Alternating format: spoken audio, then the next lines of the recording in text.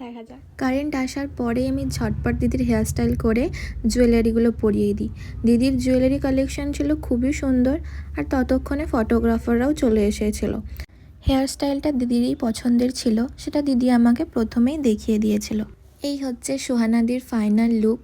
আর দেখো তো কতটা মিষ্টি লাগছে দিদিকে।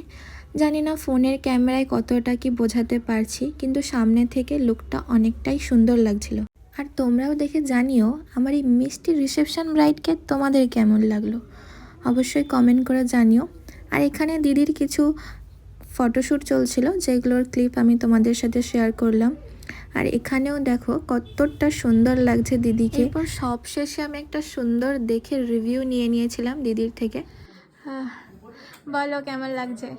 খুব ভালো লাগছে, থ্যাংক ইউ এত সুন্দর করে সাজানোর জন্য। প্লাস সাজানোর সাথে সাথে 2 আওয়ার্স খুব মজাদার কাটলো, অনেক গল্প করেছি। ভীষণ, সত্যি প্রচুর মজা করেছি। এত বকবক সত্যি আমি কোথাও করতে পারি না। ভীষণ মিষ্টি লাগছে, খুব ভালো থেকো।